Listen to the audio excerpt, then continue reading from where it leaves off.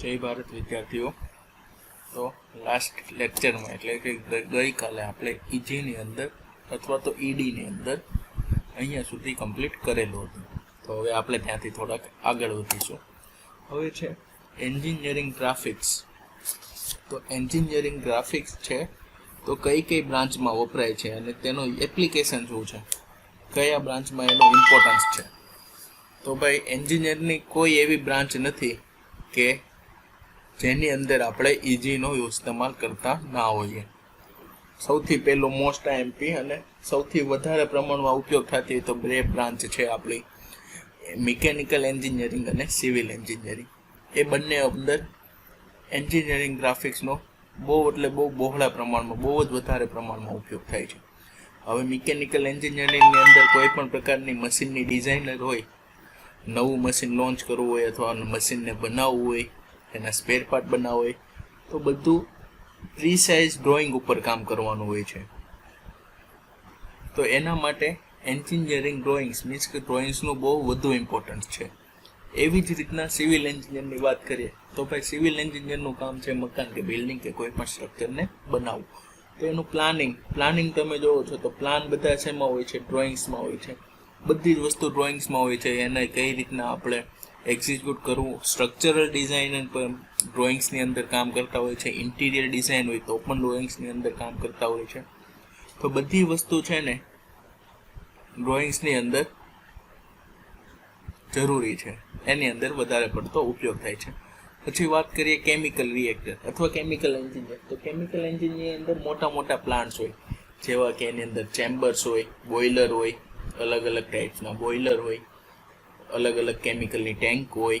તો એ બધાનું આખું લેઆઉટ તૈયાર કરવું હોય તો પણ અને તેની ડિટેલિંગ્સમાં ડિઝાઇન કરવી હોય તો પણ સૌથી પહેલાં તો ડ્રોઈંગ્સ જ આપવાનું હોય છે કે ભાઈ આ ચેમ્બર છે, આ ટાઈપનું બોઇલર છે તો એનો શેપ આવો રાખવાનો છે, અહીંયા આ વાલની ડિઝાઇન કરવાની છે તો એનું ડ્રોઈંગ્સ અલગથી આવશે, કેટલું કર્વેચર રાખવાની છે, કેવો કર્વ મારવાનો છે, કેવો રેડિયસ કરવાની છે, એ બધું આવશે ડ્રોઈંગ્સની અંદરથી જ આપણે ઉપયોગ કરી શકશું। એ વાત કરીએ ઇલેક્ટ્રિકલ એન્જિનિયર। તો ઇલેક્ટ્રિકલ એન્જિનિયરમાં શું છે કે સર્કિટનું ને બધા ઇલેક્ટ્રિકલ વાયરનું આપણે શું કરવાનું હોય કે ઇલેક્ટ્રિશિયનને આપણે એ પ્રમાણે ડ્રોઈંગ આપવાનું હોય, તો પણ ડ્રોઈંગની જરૂર તો પડે છે। વાત કરીએ કોમ્પ્યુટર એન્જિનિયર તો એનું તો મારે કંઈ કહેવાનું નથી, કારણ કે તમે લોકો ગ્રાફિક્સની અંદર બહુ બધું યુઝ કરો છો। એક ગ્રાફિક્સ કરીને અલગ ફિલ્ડ જ આપણી એક તૈયાર થઈ ગઈ છે। તો આ છે એનું બધી જગ્યાએ ઉપયોગમાં।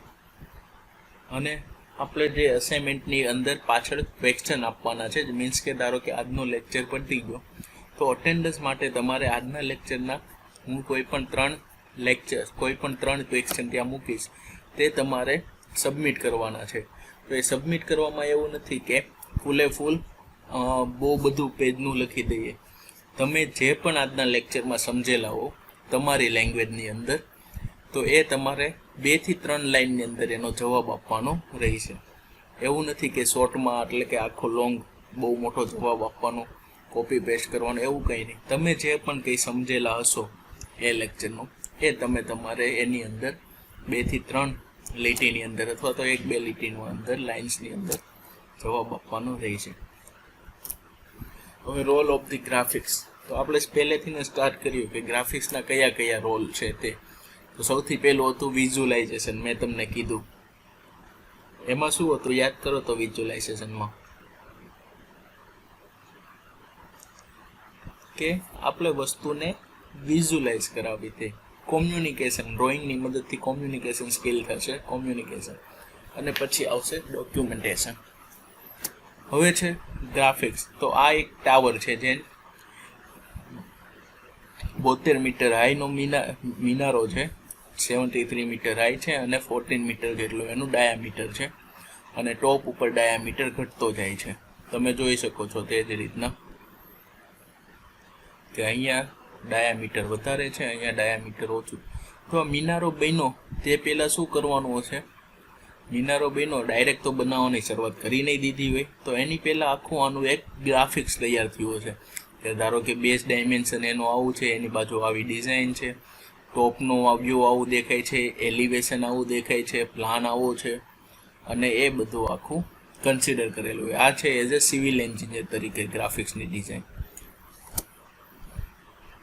મિકેનિકલ અથવા તો મિકેનિકલ એન્જિનિયર. તો મિકેનિકલમાં શું છે, ધારો કે કોઈને આ શિપ માટેનું એન્જિન કે એવું કંઈ બનાવવું છે ઓટોમોબાઈલની અંદર, તો એ ડાયરેક્ટ બનાવવા જ મળશે ના, એવું નહીં કરે. પહેલાં જોશે શિપ છે તો એનો શેપ કેવો છે, એનો યુઝ કેવો છે, એનું ડાયમેન્શન શું છે, એ પ્રમાણે આખું શિપનું આ એક ગ્રાફિક્સ છે. ઓરિજિનલ શિપ નથી, આ ગ્રાફિક છે, અને આ ગ્રાફિક્સ પ્રમાણે પછી ઓરિજિનલ શિપનું એક્ઝિક્યુટ કરતા હોય છે. સેમ આ ઓટોમોબાઈલ એન્જિનિયરિંગની અંદર ધારો કે કોઈ નવી કાર ડિઝાઇન કરવી છે તો ડાયરેક્ટ કાર તો બનાવવા નહીં માંડે, એની પહેલાં એનું બેઝિક સ્ટ્રક્ચર તૈયાર કરશે, એનો લુક તૈયાર કરશે, અને એ બધું શેની અંદર આવશે, ગ્રાફિક્સની અંદર. ગ્રાફિક્સ છે તો આપણી લાઈફ કલરફુલ છે, અને આપણે પ્રી ડિઝાઇન જોઈ શકીએ છીએ કે જે વસ્તુ બની નથી એની પહેલાં આપણને બેઝિક આઈડિયા આપે છે ગ્રાફિક્સ. સિવિલ કન્સ્ટ્રક્શનની અંદર ગ્રાફિક્સ, તો બધી જગ્યાએ ગ્રાફિક્સનો જરૂર ઉપયોગી પડે છે. હવે ડ્રોઈંગ્સ આપણે વચ્ચે જોયેલું તો ડ્રોઈંગના બે પ્રકાર હતો, એક તો એન્જિનિયરિંગ ડ્રોઈંગ અને બીજું આર્ટિસ્ટ દોરે તે drawing. The way of conveying the idea through the systematic line on the paper, the art of representation of an object by systematic line of the paper. ધારો કે હવે હું તમને લાસ્ટમાં ક્વેશ્ચન પૂછું છું, વોટ ઇઝ ડ્રોઈંગ, તો તમે એની અંદર લખી શકો કે એક એવા પ્રકારનો આર્ટ છે કે જે સિસ્ટમેટિક અને ટેકનિકલી વસ્તુ છે એનું આપણને શું બતાવે છે કે પ્રી ડિઝાઇન પહેલાંનું સ્ટ્રક્ચર બતાવે છે, તો પ્રી બિલ્ડ પહેલાંનું સ્ટ્રક્ચર બતાવે છે. એવું જરૂરી નથી કે તમે આ બેઠી ડેફિનેશન કોપી કરી પેસ્ટ કરીને લખી નાખો.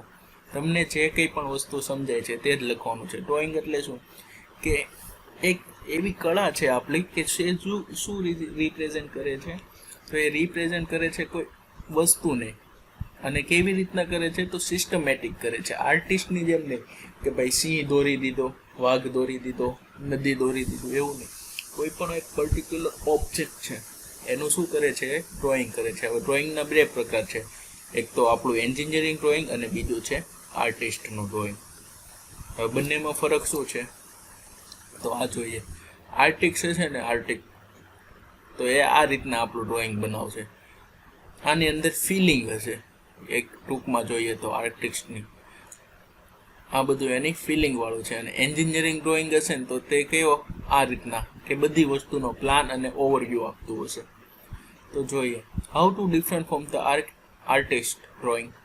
Engineering drawing is the completely different from the artist drawing, which are used to express aesthetic, philosophical and abstract idea. આર્ટિસ્ટની અંદર શું હોય, એ એક પ્રકારનું ફિલોસોફી ને એવું હોય, જ્યારે એન્જિનિયરિંગની અંદર એવું કોઈ લેવા દેવા નથી. એન્જિનિયરિંગ ડ્રોઈંગમાં આપણને આપણે જે ઓબ્જેક્ટ છે, આપણું જે મશીન છે, આપણી જે બિલ્ડિંગ છે, એ બધાનું શું ઓવરવ્યૂ મળી રહેતું હોવું જોઈએ. Engineering drawing has a specific calculation base. The art of represent of the object by the artist by his imagination or by keeping the object before him. એટલે જે વસ્તુ એની સામે છે એ દોરે આર્ટિસ્ટ, અથવા તો એનું અંદરથી ઇમેજિનેશન કાઢે, પણ કેવું હોય, કોઈ ઓબ્જેક્ટને લગતું ન હોય, એની અંદર કંઈક ફિલિંગ હોય અથવા તો ફિલોસોફી ને એવું બધું હોય છે. એક્ઝામ્પલ તરીકે painting, cinema poster, advertisement board, એ બધું આવશે આર્ટિસ્ટ ડ્રોઈંગની અંદર. ડ્રોઈંગ. હવે એન્જિનિયરિંગ ડ્રોઈંગ. તો એન્જિનિયરિંગ ડ્રોઈંગ્સ બે પ્રકારનું થઈ શકે. એક તો મેન્યુઅલ ડ્રોઈંગ, આપણે હાથની મદદથી દોરી શકીએ, પેન, પેન્સિલ, ફૂટપટ્ટી, scale, drafter, eraser, curves, set square, એ બધા ઇન્સ્ટ્રુમેન્ટનો યુઝ કરીને. અને બીજું છે કેડ ડ્રોઈંગ. કેડ મીન્સ કે આપણે જે ઓટોકેડની અંદર દોરતા હોય અથવા તો બીજા કોઈ પણ સોફ્ટવેર યુઝ કરતા હોય ડ્રોઈંગ કરવા માટે. પેઇન્ટ છે તે પણ એક કોમ્પ્યુટર સોફ્ટવેર છે.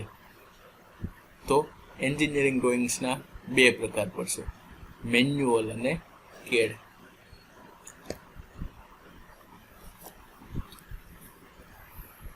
આ છે એન્જિનિયરિંગ ડ્રોઈંગનું બેઝિક આઈડિયા. તો એન્જિનિયરિંગ ડ્રોઈંગ્સ આમાં જો કઈ રીતના છે, તો એક આખી પેપર હશે આપણે કે જેની ઉપર ડ્રોઈંગ ડ્રો કરવાનું હશે, મેન્યુઅલી કરતા હશું તો. હવે એ ડ્રોઈંગ ડ્રો થઈ જાય, ડ્રોઈંગના અલગ અલગ ભાગ બતાવેલા છે, અલગ અલગ ડાયમેન્શન એના મૂકેલા છે.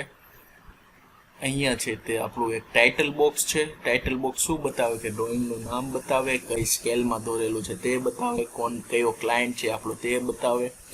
એની અંદર કોને ડ્રો કર્યું છે, કઈ પદ્ધતિથી ડ્રો કર્યું છે, જે આપણે ટાઇટલ બોક્સ અને એનું ડાયમેન્શન ને એ પણ બધું ફિક્સ હોય છે, જે આપણે જોઈશું હમણાં આગળ જ આવશે ભણવાની અંદર. ને આમાં શું હોય, એન્જિનિયરિંગ ડ્રોઈંગના એક્ઝામ્પલ તો કે બિલ્ડિંગ, રોડ, કોઈ મશીન વગેરે વગેરે. આ વાત થઈ આપણી એન્જિનિયરિંગ ડ્રોઈંગ્સ. આ હતું આર્ટિસ્ટ ડ્રોઈંગ. બંનેમાં શું ફરક છે હવે તમે સારી રીતના સમજી શક્યા હશો.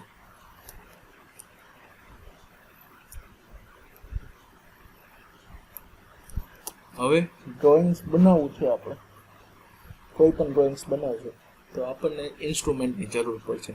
એને કહીશું આપણે ડ્રોઈંગ ઇન્સ્ટ્રુમેન્ટ. ઇન્સ્ટ્રુમેન્ટની અંદર એટલે કોઈ પણ વસ્તુ ડ્રો કરવા માટે આપણને જે કંઈ પણ વસ્તુની જરૂર પડે એને આપણે ડ્રોઈંગ ઇન્સ્ટ્રુમેન્ટની અંદર કન્સિડર કરી શકીએ. તો 1 by 1 આપણે ઇમેજિન કરીએ કે કયા કયા ઇન્સ્ટ્રુમેન્ટની જરૂર પડશે. તો સૌથી પહેલાં તો તમે કહેશો પેન્સિલ. તો સરસ, પેન્સિલ આવશે. પેન્સિલના પણ ઘણા બધા પ્રકાર આવશે, 2B, HB ને 3B, 6B ને એવું બધું આવતું ને તે. પછી પેન્સિલથી પહેલાં પેન્સિલ તો લઈ લીધી, તો પણ ડ્રો શેમાં કરશો? તો ડ્રોઈંગ બુક અથવા તો પેપરની અંદર પેપરની જરૂર પડશે. પેપર તો આપણે ખોળામાં રાખીને ડ્રો નહીં કરીએ, તો એના માટે આપણે તો ડ્રોઈંગ બોર્ડ જોઈશે નીચે રાખવા માટે, તો આવશે ડ્રોઈંગ બોર્ડ. પછી સ્કેલની જરૂર પડશે, ફૂટપટ્ટી. પછી એક એક્સ્ટ્રા જોઈએ તો ડ્રાફ્ટર. ડ્રાફ્ટર શું કરે? તે સ્કેલનું કામ જ કરે પણ થોડુંક મોટા પ્રમાણમાં હોય. પછી કઈક જગ્યાએ આપણે વળાંક મારવા છે તો કર્વ્સની જરૂર પડશે. આ બેઝિક વસ્તુ છે આપણા એન્જિનિયરિંગ ડ્રોઈંગ. હા, આપણું ડ્રોઈંગ બોર્ડ ઉપર આપણું પેપર છે અને હવાને લીધે ઉડી ના જાય અથવા તો એમાં બહુ હલનચલન ના થાય, તો એના માટે આપણે ક્લિપ વાપરશું એને ફિટ કરવા માટે. તો અલગ અલગ વસ્તુની આપણને એન્જિનિયરિંગ ડ્રોઈંગ્સની અંદર જરૂર પડે છે ડ્રો કરવા માટે. તો એ બધા વસ્તુને આપણે શું કહીશું? ઇન્સ્ટ્રુમેન્ટ. કેવા ઇન્સ્ટ્રુમેન્ટ? Drawing instrument. તો ચાલો એનું આપણે થોડુંક લિસ્ટ જોઈ લઈએ. સૌથી પહેલું ડ્રોઈંગ બોર્ડ, કે જેની ઉપર આપણે ડ્રોઈંગ, એક પ્રકારનું ટેબલ, ગુજરાતી ભાષામાં કહીએ તો આવશે ટેબલ. પછી આવશે ડ્રોઈંગ શીટ, કે જેની અંદર આપણે ડ્રો કરવાનું થશે. પછી સીટ હોલ્ડર. સીટ હોલ્ડર એટલે કે ક્લિપ, કે જે ડ્રોઈંગ બોર્ડ ઉપર ડ્રોઈંગ શીટને શું કરે છે? જકડી રાખે છે. Set square. સેટ સ્ક્વેર એટલે શું? કંઈ નહીં, આપણે આ ટાઈપના પેલા પરિકરની કંપાસ લેતા એની અંદર આવતા ને કોણ માપક ને પછી ત્રિકોણ ને ઈ, તો એને કહેવાશે સેટ સ્ક્વેર. 45 ડિગ્રી, 30 ડિગ્રી અને 60 ડિગ્રી. પછી લાર્જ સાઇઝ કંપાસ અને સ્મોલ સાઇઝ કંપાસ. કંપાસ એટલે પેલું નહીં કે જેની અંદર પેન્સિલ ને એવું બધું રાખીએ તો. કંપાસનો મિનિંગ થશે આના અંદર આપણે પેલું મેગ્નેટિક કંપાસ, કે જે આપણને નોર્થ ડાયરેક્શન બતાવે. કોણ એને ગુજરાતીમાં તો શું કહેવાય છે? પેલું હોકાયંત્ર. યસ, હોકાયંત્રની જરૂર પડશે. એ ક્યારે પડશે? જ્યારે કોઈ પણ આપણે મોટું સિટી લેવલનું પ્લાનિંગ કરતા હશું તો આપણે ડાયરેક્શનની જરૂર પડશે, કે આપણું નોર્થ ડાયરેક્શન આ સાઈડ છે તો એ રીતના પ્લાનિંગ કરવું પડશે, તો એની અંદર કંપાસની જરૂર પડશે. પછી છે ડિવાઈડર. તો ડિવાઈડરની જરૂર પડશે. સ્કેલ, ફૂટપટ્ટી, પ્રોટેક્ટર, કોણ માપક, ફ્રેન્ચ કર્વ. તો એ અલગ આ રીતના આખા એના કર્વવાળી એક વસ્તુ આવશે, એને કહેવાશે ફ્રેન્ચ કર્વ. આપણે આ બધી વસ્તુનું ફિગર જોશું અંદર. પછી છે drawing pencil, sand paper, eraser, drawing pin અને ક્લિપ્સ, શેલો ટેપ, ડસ્ટર, ગ્રાફ્ટિંગ મશીન અથવા તો drafter, sketch book, roller scale, pencil sharpener અને સીટ ફોલ્ડર.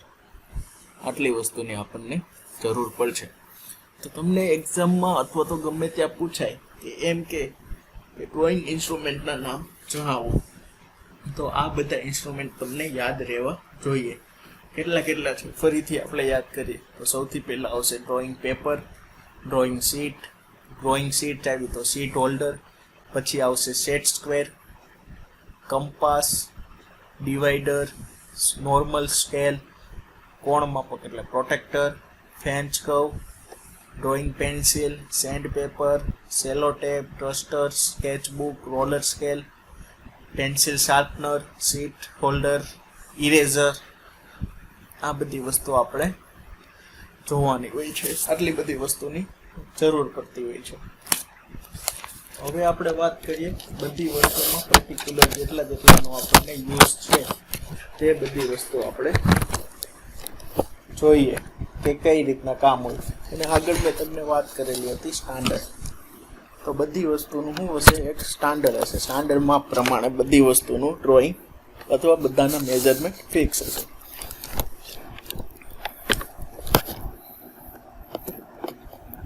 હવે છે ડ્રોઈંગ બોર્ડ. સૌથી પહેલી વાત તો ડ્રોઈંગ બોર્ડ છે ને મોસ્ટલી એક ટેબલ હોય અથવા તો લાકડાનું બનાવેલું એક પાટિયું હોય. Drawing board must be placed on the table with working edge always to be the left side. હવે ડ્રોઈંગ બોર્ડને સાઇઝ હોય, જેવી રીતના પેપરની સાઇઝ આવે ને A1, A2, A4, A5, A3, એવી રીતના ડ્રોઈંગ બોર્ડની અલગ અલગ સાઇઝ છે. કેટલી B0 થી લઈને B3 અને એનાથી પણ વધુ આવતી હશે. B0 આ ડાયમેન્શન તમારે યાદ રાખવાના છે. B0 તો mm ની અંદર ડાયમેન્શન છે 1000 mm બાય 1500 mm. B1 તો 700 બાય 1000, B2 500 બાય 700 અને B3 350 બાય 500. આ ડ્રોઈંગ બોર્ડની સાઇઝ છે જે તે તમારે યાદ રાખવાની રહેશે. એટલા માટે તમારે નોટ્સ કરવી હોય તો નોટ્સ કરી લો. બધી સાઇઝો લાસ્ટમાં તમારે મિક્સ થશે, કારણ કે પેપરની પણ સાઇઝ યાદ રાખવાની થશે, ડ્રોઈંગ બોર્ડની સાઇઝ પણ યાદ રાખવાની થશે, ડ્રોઈંગ શીટની સાઇઝ પણ યાદ રાખવાની થશે, ટાઇટલ બોક્સની સાઇઝ પણ યાદ રાખવાની થશે, પ્રોજેક્શનની સાઇઝ પણ યાદ રાખવાની થશે, એરોની અને જે ડાયમેન્શન આપણે લખીએ છીએ એની પણ સાઇઝ તમારે યાદ રાખવાની થશે. તો આ વાત થઈ ગઈ ડ્રોઈંગ બોર્ડ. અને તમને પૂછાય કે ડ્રોઈંગ બોર્ડ હંમેશા કેવી રીતના પ્લેસ કરવાનું હોય, તો એની વર્કિંગ એજ હોય ને એ હંમેશા લેફ્ટ સાઈડ આવવી જોઈએ, એવી રીતના એને પ્લેસ કરવાનું હોય છે. B0 થી લઈને B1, B2, B3 જેટલી સાઇઝના આપણી પાસે ડ્રોઈંગ બોર્ડ સ્ટાન્ડર્ડ અવેલેબલ છે. B0 1000 બાય 1500, પછી 700 બાય 1000, 500 બાય 700 અને 350 બાય 500. આટલી સાઇઝના આપણી પાસે ડ્રોઈંગ બોર્ડ અવેલેબલ છે. તો ફરીથી એકવાર ડ્રોઈંગ બોર્ડની સાઇઝ તમે રિવાઇઝ કરી લો, પછી આપણે આગળ વધીએ.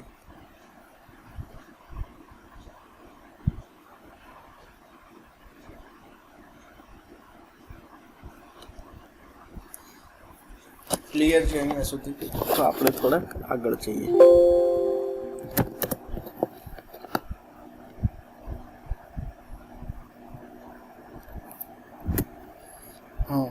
આ વસ્તુ છે આપણી ડ્રાફ્ટર.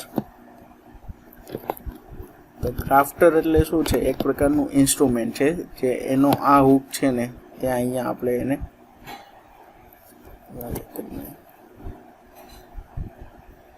ક્લેમ્પ છે. ક્લેમ્પ એટલે આ ડ્રોઈંગ બોર્ડ ઉપર ફિટ થઈ જાય, એટલે અહીંયા વસ્તુ થઈ જશે આપણી ફિટ. ડ્રાફ્ટર અહીંયા પ્લેસ થઈ જશે ડ્રોઈંગ બોર્ડ પર.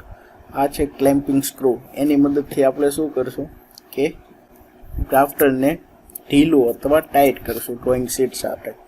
આ એનું કહેવાશે પાઇવોટ પ્લેટ. પાઇવોટ પ્લેટ એટલે શું? આપણે જેવી રીતના કોણીનો ભાગ છે આપણા હાથમાં, એવી રીતના ડ્રાફ્ટરનો પાઇવોટ પ્લેટ કે જે ડ્રાફ્ટરને મૂવમેન્ટ કરાવશે.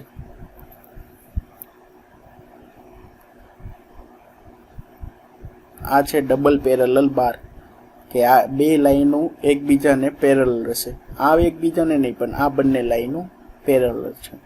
અહીંયા બે સ્કેલ આપેલી હશે જેની મદદથી આપણે લાઈન ડ્રો કરી શકશું. આને કહેવાશે નોબ.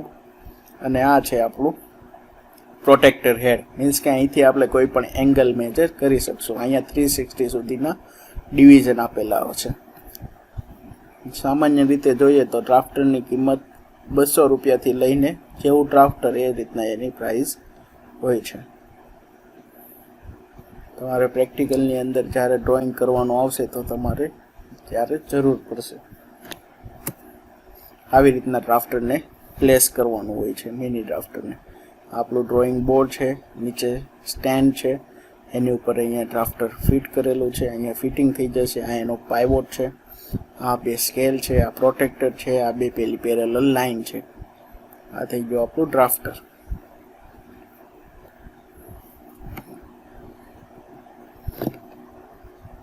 હવે આવી ડ્રોઈંગ શીટ.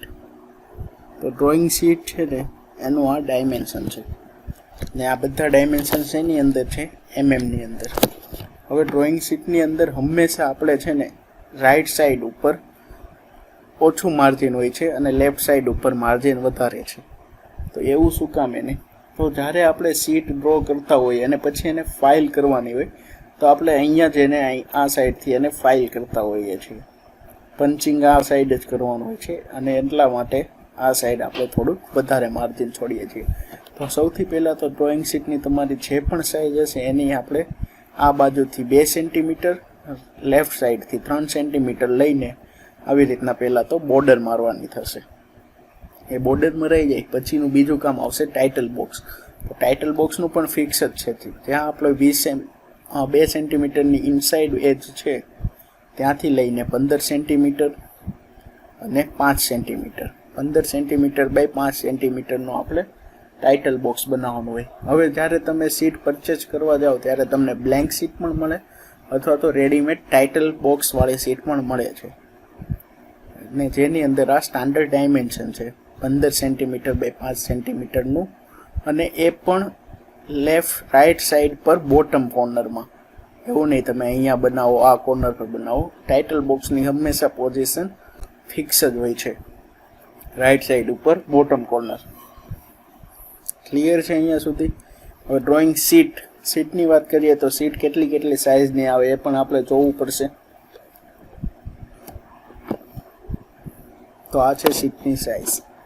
સૌથી મોટી સીટ આવે આપણી A0 થી સ્ટાર્ટ લઈને A4 સુધી. A0 ફૂલ સાઇઝ, એની ડાયમેન્શન છે 841 mm by 1189 mm. Full size અહીંયા છે A0 841 mm બાય 1189. હવે A0 માંથી આપણે A1 માં જવું હોય તો એનું હાફ એને ફોલ્ડ કરી દેવાની.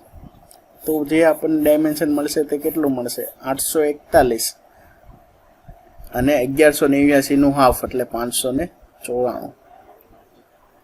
હવે એ જ A1 માંથી A2 માં જવું હશે તો અગેન એને ફોલ્ડ કરી દેશું. A2 માંથી A3 માં જવું હશે તો અગેન એને ફોલ્ડ કરતા જશું અને A3 માંથી A4 માં જવું હશે તો ફરીથી એને ફોલ્ડ કરશું.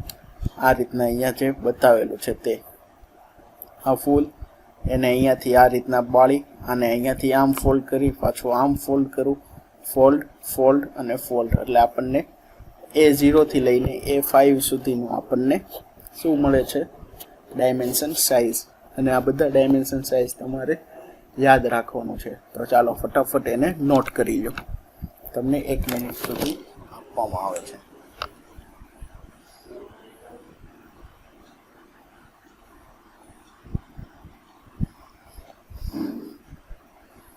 A0, A1, A2, A3, A4 અને A5 આ બધી સ્ટાન્ડર્ડ સાઇઝ છે.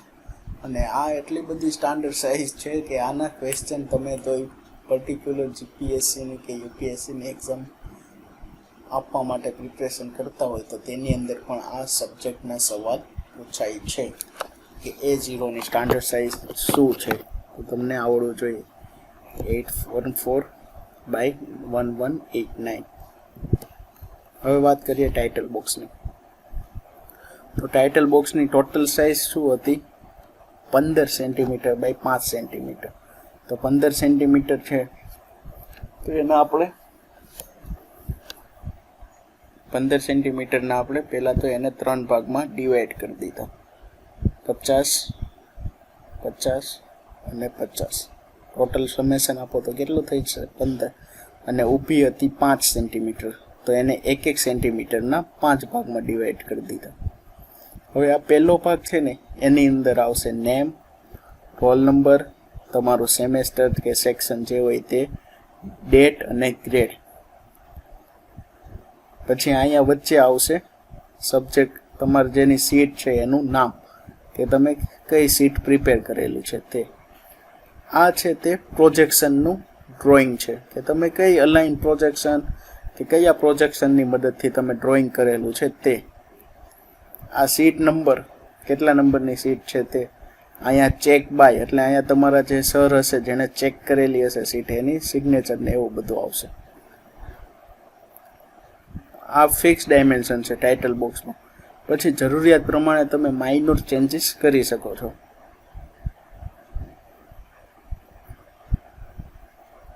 હવે તમને એવી રીતના કીધેલું હોય કે ડ્રો ધી ટાઇટલ બ્લોકનું સેમ્પલ દોરો, તો તમારે આ રીતના ડ્રો થઈ જવું જોઈએ.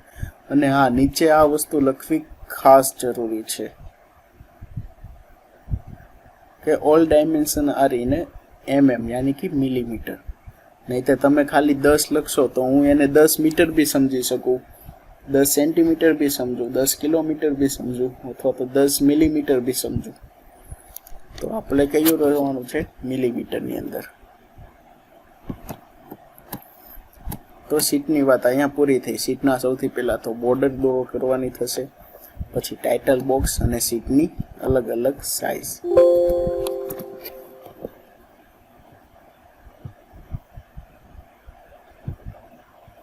હવે વાત કરીએ પેન્સિલની.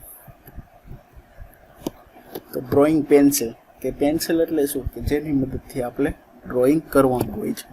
તો કેટલી પેન્સિલો આવે, કયા ગ્રેડની પેન્સિલો આવે? તો પેન્સિલ જનરલી એની હોય, વુડન પેન્સિલ આપણે યુઝ કરતા હોઈએ, અથવા તો ક્યારેક આપણે પહેલાં કાકરા પેન પણ યુઝ કરતા હોઈએ. તો wooden pencil are graded and designed by the number and letters. અને પછી છે મિકેનિકલ ક્લચ પેન્સિલ, જે આપણી કાકરા પેન, ક્લચ પેન. તો એ આપણે ડ્રોઈંગની અંદર એ અલો કરતા નથી. આપણે હંમેશા કઈ ડ્રોઈંગ ડ્રો કરવું હોય તો કઈ પેન્સિલ વાપરવાની? આપણે સિમ્પલ વુડન.